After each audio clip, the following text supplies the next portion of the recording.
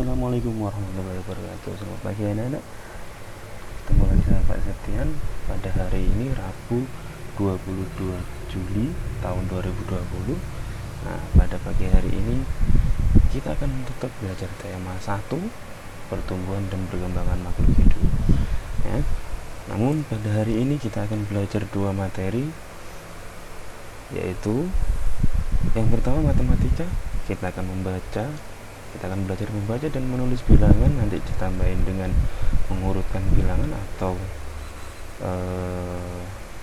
mengurutkan bilangan dari terbesar terkecil, ya. Sama materi PKN, yaitu kita akan membahas tentang Pancasila. Oke, yang pertama kita akan belajar matematika.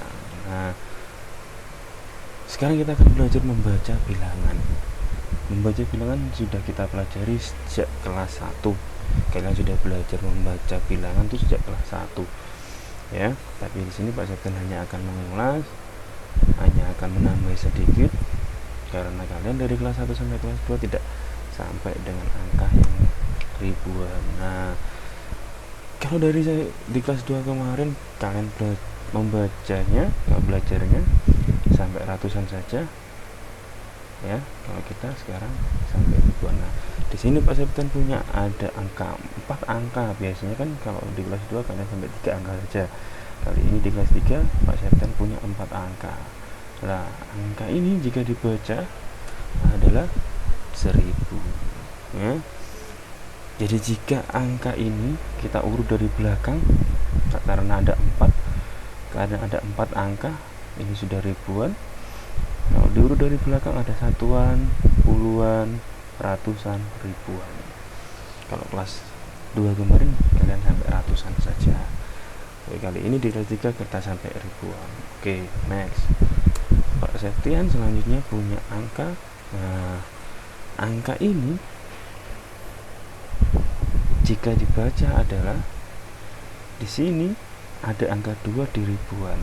Nah, berarti ini akan dibaca 2000. Kenapa?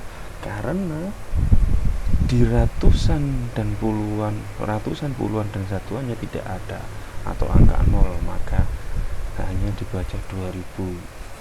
Selanjutnya, nah, di sini ada ribuannya ada angka 3, ratusannya, puluhannya sama satuannya angka 0. Berarti ini yang akan dibaca 3000. Oke. Sampai di sini bisa. Selanjutnya anak-anak, Pak Septian punya angka. Nah, kali ini di ribuannya ada 1. Jadi kalau 1 dibaca 1000. Nah, di ratusannya ada angka 2, berarti 200. Karena puluhan dan satuannya 0, berarti tidak pakai ditulis. Berarti kalau dibaca adalah 1200. Selanjutnya, contoh selanjutnya Pak Septian punya angka. Nah, angka yang dimiliki Pak Septian selanjutnya di ribuannya ada 4, di ratusannya ada 7, di puluhan dan satuannya angka 0. Berarti jika dibaca adalah benar 4700. Selanjutnya angka yang dimiliki Pak Septian. Nah, angka yang dimiliki Pak Septian ini di ribuannya ada angka 6, berarti 6000. Di ratusannya ada angka 3, berarti 300. Puluhan dan satuannya 0, berarti semua jika dibaca adalah 6300. Selanjutnya, Pak Septian masih punya angka, contoh angka. Nah, perhatikan di sini. Di ribuan Pak Septian ada angka 1,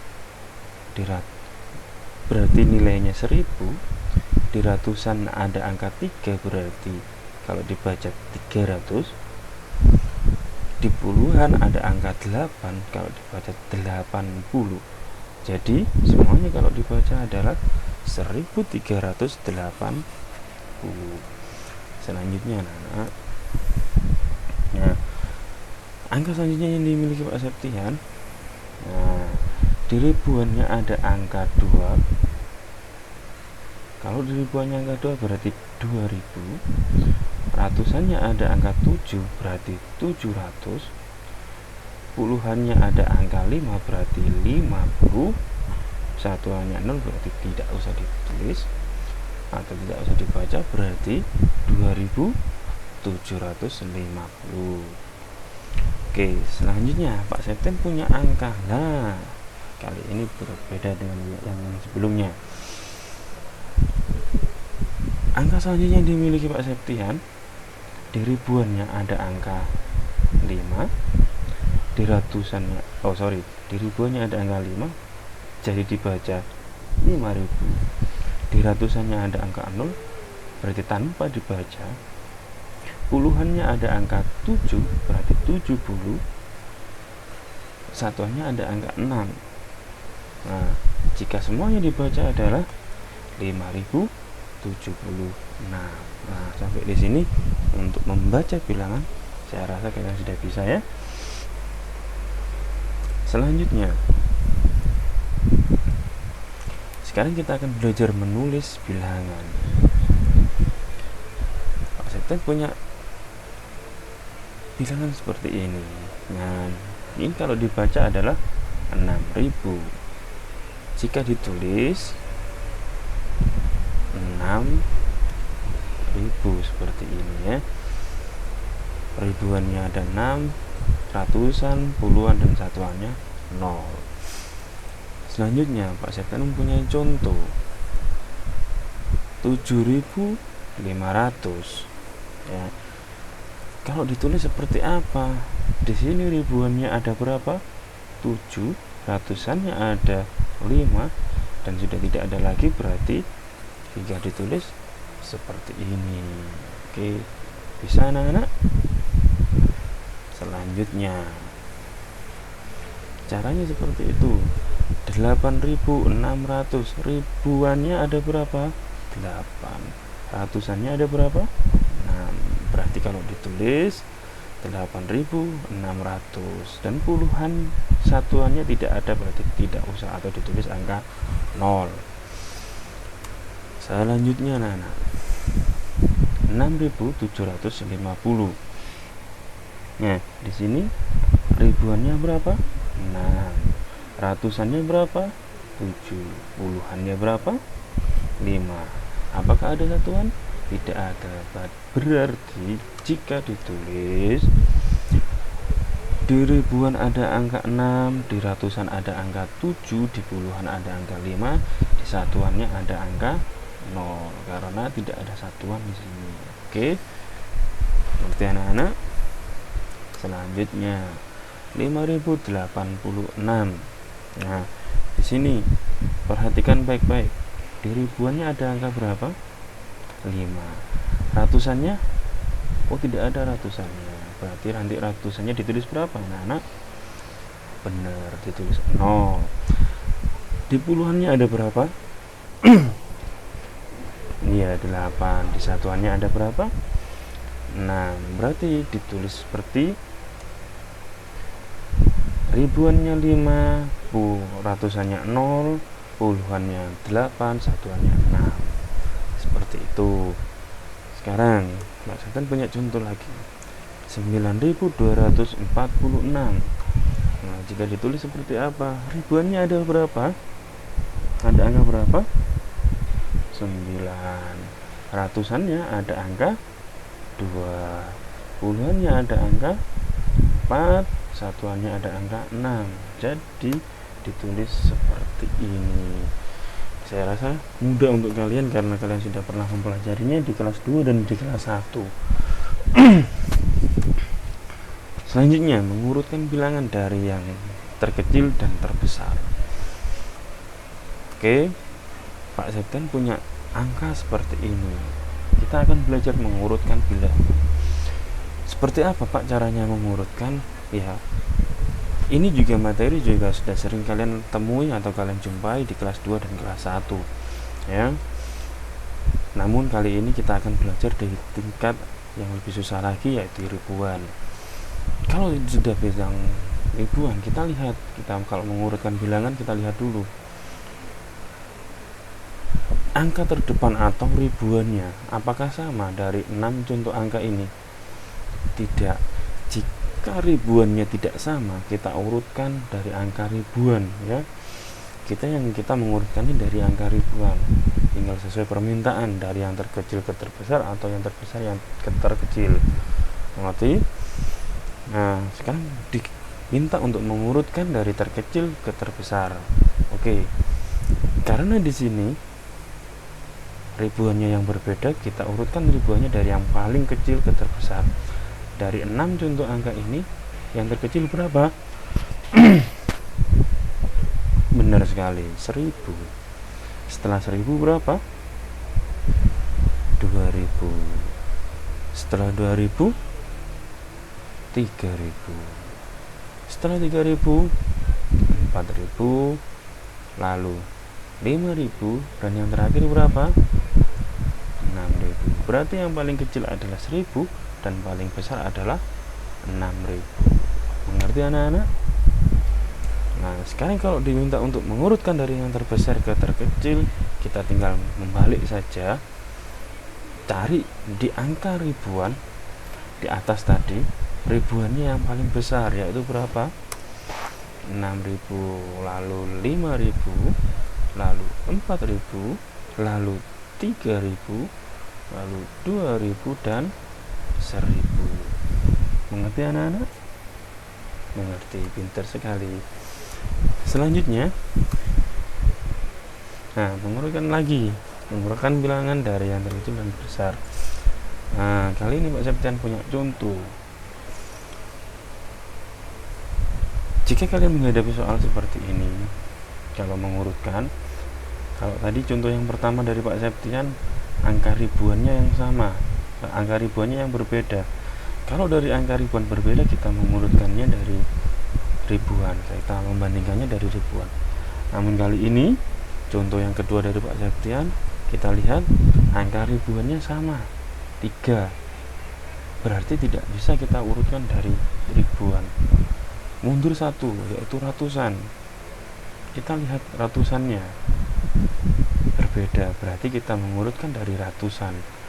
Jadi yang kita urutkan yang ratusannya. Bukan berarti ribuannya tidak kita pedulikan, tapi kita bandingkan yang ratusan untuk mencari nilai yang terbesar atau yang terkecil. Mengerti maksudnya? Nah, suatu contoh, kita urutkan terkecil ke terbesar. Nah, di dalam semua 6 contoh angka ini, 6 angka ini, kita lihat ratusannya yang terkecil mana? Di sini ratusannya ada 500, di sini ada 300, di sini ada 100, 600, 400, 200. Berarti berapa? 100. Tapi tidak berarti 100 saja yang disebut, tapi 3100. Berarti dari semua nilai ini 3100 lah yang terkecil. Setelah 3100 berapa? Angka ratusan yang terkecil kedua yaitu 200. Setelah 200, di sini ada 300. Setelah 300, di sini ada 400. Lalu berapa? 500. Lalu berapa? 600. Berarti contoh dalam contoh Pak Septian ini, nilai yang terkecil adalah 3100 dan yang terbesar adalah 3600. Benar. Kalau disuruh membalikkan dari yang terbesar ke terkecil, sama, tinggal kita balik. Oke. Nah, itu tadi caranya, anak-anak. Jadi, jika dalam soal itu, Pak Septian kembalikan ke soalnya tadi. Nah, di bilangannya tadi, jika ribuannya sama, seperti contoh ini, kita melihatnya ratusan untuk menentukan mana yang terbesar dan yang terkecil.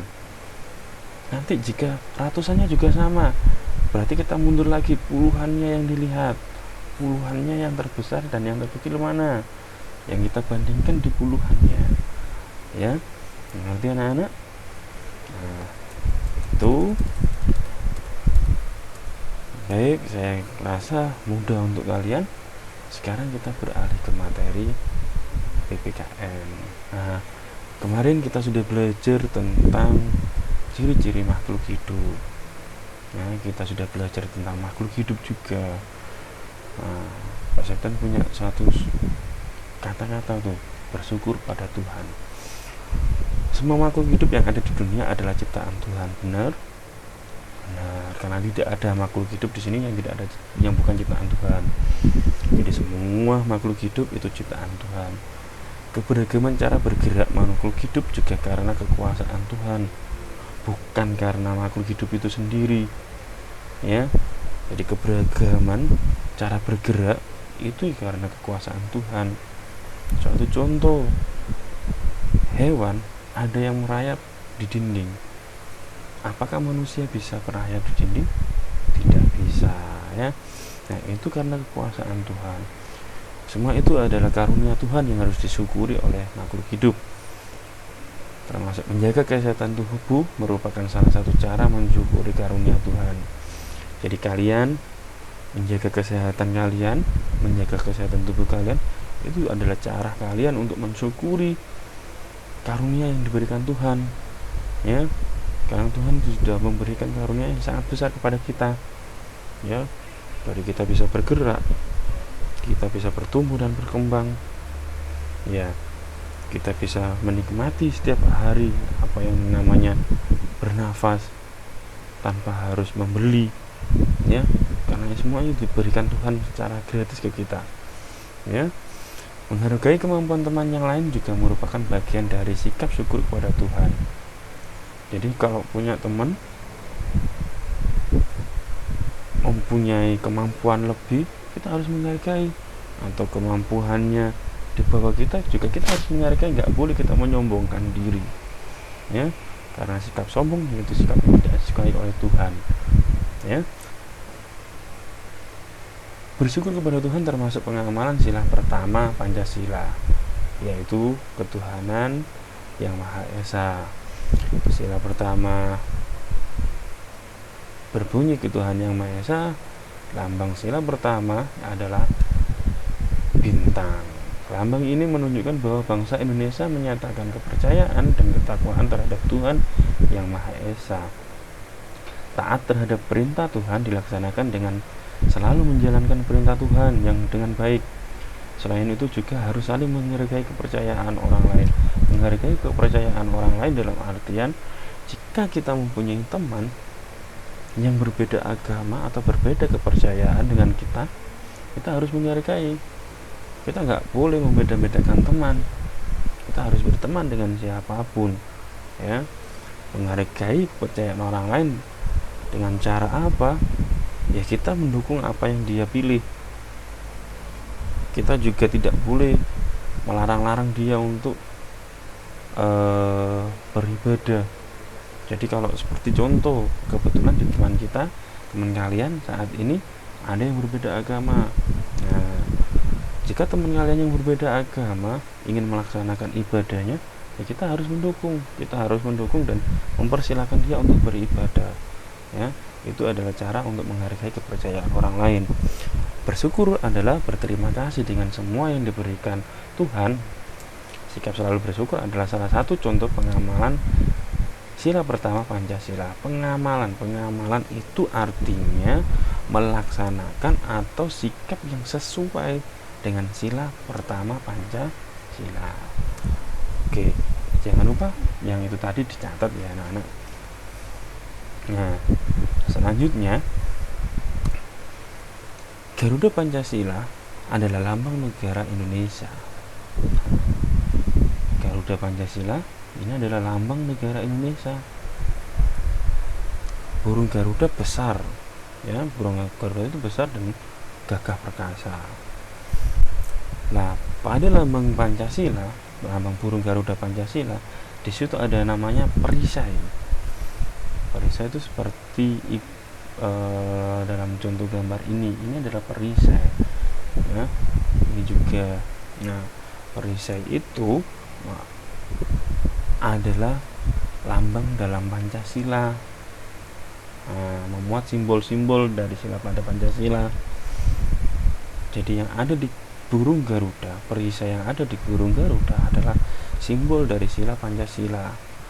Pancasila adalah dasar dari negara kita, Negara Kesatuan Republik Indonesia. Nanti ya anak-anak, jangan lupa ini juga dicatat.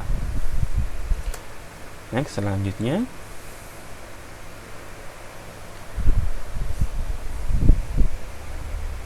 Pancasila berasal dari dua kata, yaitu panca dan sila. Panca berarti 5. Sila berarti dasar atau aturan. Jadi Pancasila ada artinya 5 dasar atau 5 aturan. Pancasila itu adalah 5 dasar atau 5 aturan. Oke. Jangan lupa itu tadi juga dicatat. Nah, ini adalah bunyi dari Pancasila dan juga simbolnya.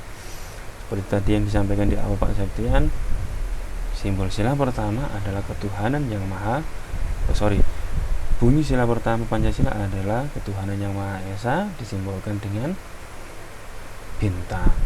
Sila kedua berbunyi kemanusiaan yang adil dan beradab, simbolnya rantai. Sila ketiga berbunyi persatuan Indonesia, dilambangkan dengan pohon beringin. Sila keempat berbunyi kerakyatan yang dipimpin oleh hikmat kebijaksanaan dalam permusyawaratan perwakilan, dilambangkan dengan kepala banteng. Dan yang terakhir, sila kelima, keadilan sosial bagi seluruh rakyat Indonesia, dilambangkan dengan padi dan kapas. Baik, sampai di sini materi dari Pak Septian.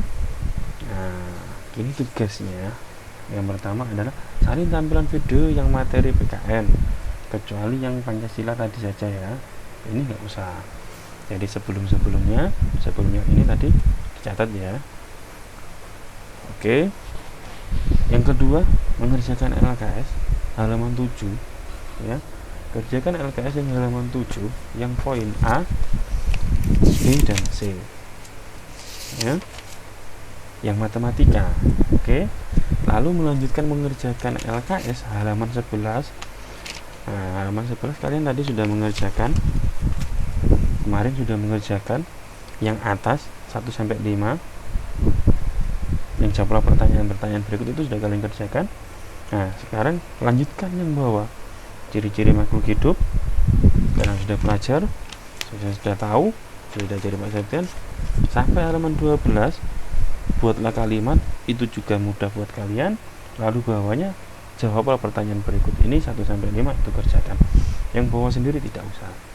Oke, jangan lupa dikerjakan di LKS saja, ditulis dengan rapi, dijawab dengan rapi menggunakan ballpoint.